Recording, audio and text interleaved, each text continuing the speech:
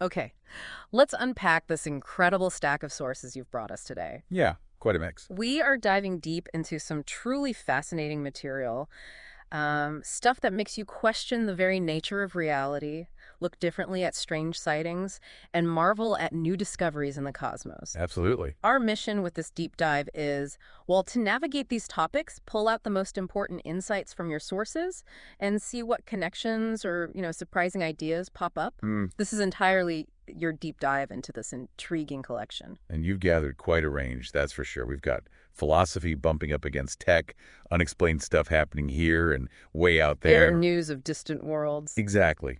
While they might seem pretty different on the surface, exploring these pieces together, Mm-hmm. it really forces us to confront these big questions about what's real, what's What possible. else might be out there? It's a rich set of sources to dig into. All right, let's jump straight into one of the biggest, most mind-bending ideas in your sources, the simulation hypothesis. Yes, the big one. It asks a simple but a pretty profound question.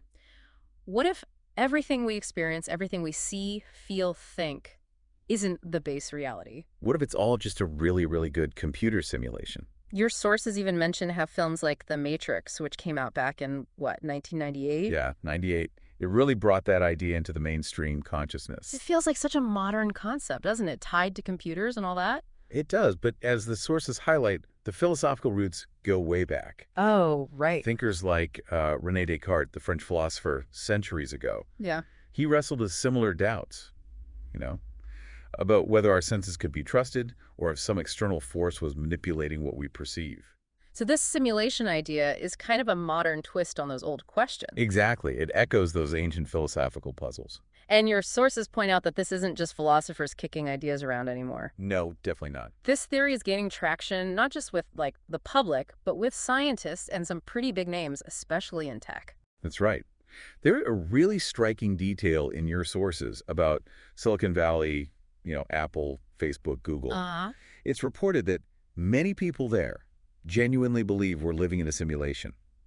And it's not just belief. They're actually trying to prove it. Yeah, they're quoted saying they're actively working to prove it.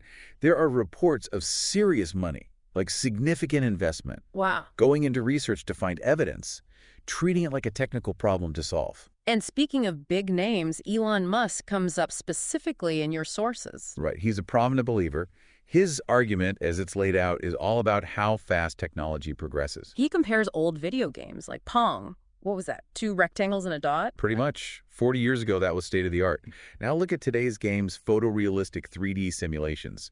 Millions playing together. Okay, I see the trajectory. Yeah, so his reasoning is basically extrapolation. If you assume any continued improvement in our simulation tech, It seems kind of inevitable that our games, our virtual realities, will become indistinguishable from what we call reality. exactly, So if we can get to that point, then the core question Musk and others are raising is, what's the probability that we aren't already in one, created by someone more advanced?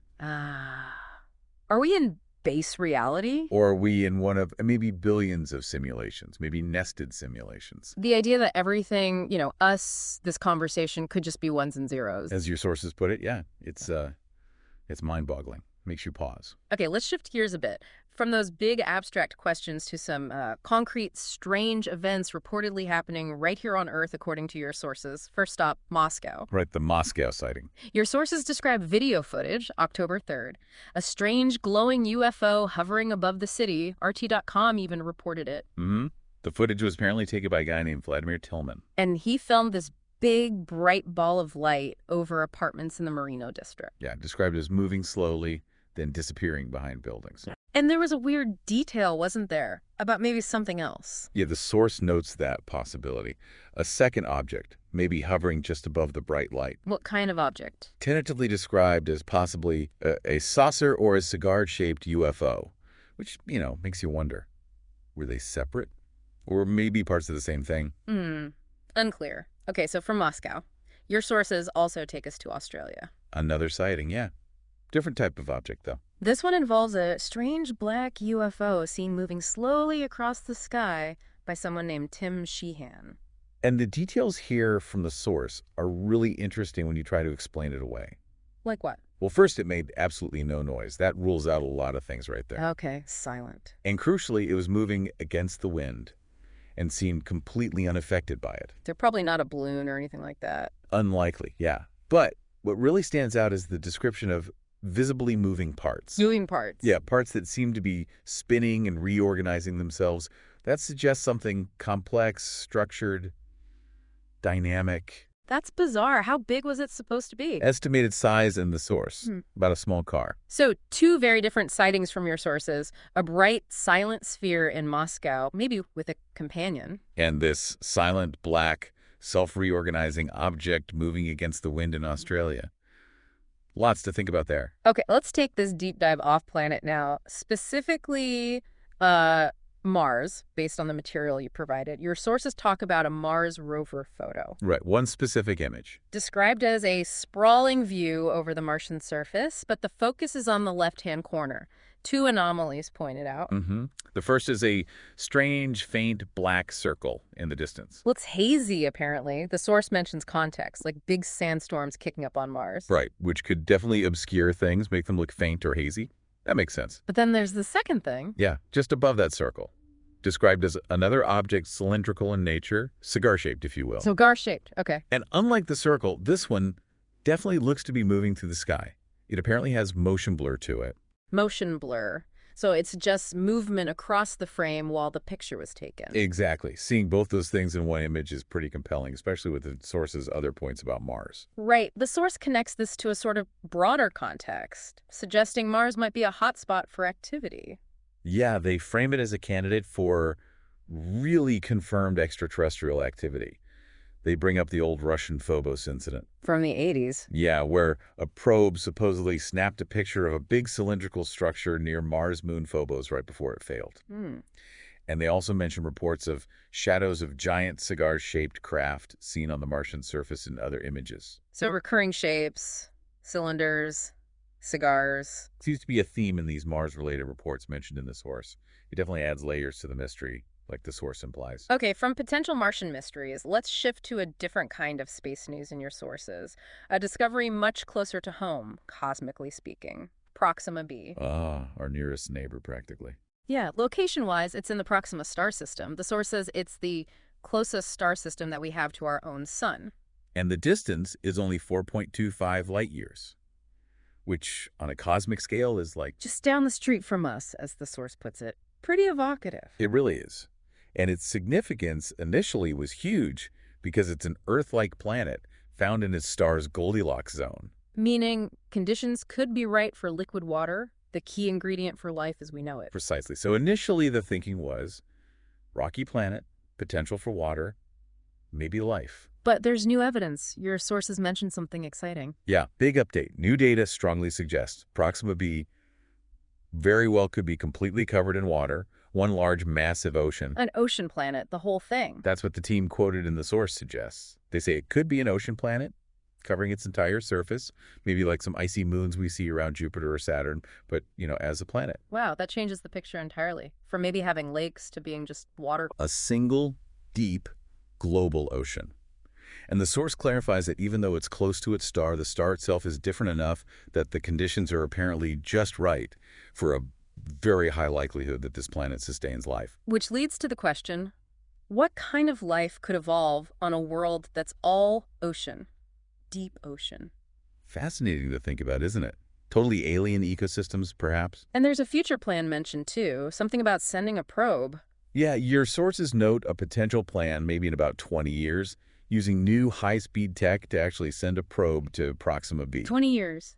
To another star system. Relatively soon, in the grand scheme of interstellar travel. The idea of reaching a potentially habitable world that close, within maybe a couple of decades, that's pretty remarkable. Okay, now let's bring this deep dive back down to Earth, but with a historical and pretty unique twist from your sources, something happening in England. Right, the Rendlesham Forest B&B. Yeah, your sources describe this new bed and breakfast that you can visit that's located right at the site of the very creepy, very spooky Randall's Forest UFO incident. And it's a motorhome. A motorhome, yeah. Designed as a replica from the Ben 10 cartoon, apparently. You can actually stay overnight there. Huh.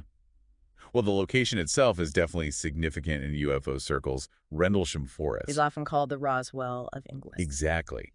Because of its bizarre UFO past. And the main incident back in 1980 is detailed in your sources.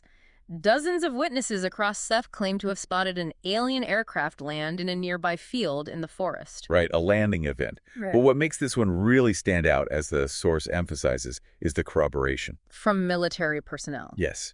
A former U.S. Army commander, Colonel Charles Halt, who was deputy base commander at the nearby RAF Bentwaters Air Base, Mm. he confirmed that radar operators tracked the unknown object. He confirmed it. And wasn't he involved himself? He led an investigation team into the forest the following night, documented strange lights, ground impressions, even radiation readings, according to reports. The source calls it one of the most well-known and well-documented UFO cases. So a major historical incident, and now you can sleep there in a cartoon-themed camper. Apparently so. It's quite something, isn't it? How this significant, mysterious event has become a point of public fascination, even tourism. Your source even kind of playfully suggests researching it more, or maybe, spending a night there. If you're brave enough. Hmm. It shows how these historical mysteries stick with us, manifest in weird ways. Wow. Okay, we have covered some incredible territory in this deep dive. Seriously. We really have. We kicked off questioning reality itself, the simulation theory being seriously looked at, even funded by tech leaders. Yeah, the idea that this might all be code. Then we looked at these strange, unexplained sightings. The glowing ball in Moscow, the weird black object in Australia defying physics. Right here on Earth. Then out to Mars. Those rover photo anomalies, the cigar shapes, the hints of recurring activity. Adds to the whole Mars enigma. And we heard about Proxima b, possibly a nearby ocean world, maybe teeming with life, and we might even send a probe soon. That's potentially huge news for astrobiology. Finally, back to Earth with that historical UFO case in Rendlesham Forest, England, so famous it's now a quirky B&B site. You brought together an amazing collection of sources, truly. The range of ideas and events is just striking. Exploring them all together like this, it really gets you thinking, doesn't it? How do these things connect? Or how do they challenge what we think we know about, well, everything? Exactly. When you put the simulation idea next to unexplained phenomena that seem beyond our tech and finding potentially habitable worlds, it makes you wonder what the bigger picture really looks like. It definitely leaves you with a lot to chew on. Indeed. And maybe a final thought, building on your sources. If we accept that premise, that simulations could become indistinguishable from reality, and at the same time, we're seeing things, UFOs, maybe anomalies on Mars that seem to operate outside our known physics or tech. Right. Does that change how we should search for answers? Should we only look out there for alien life? Or should we also look closer at the weirdness here and maybe even question the reality we're experiencing itself? That is a really provocative question to end on. Thank you so much for bringing this absolutely fascinating stack of sources for this deep dive. My pleasure. Always interesting stuff. Keep exploring, keep questioning everything.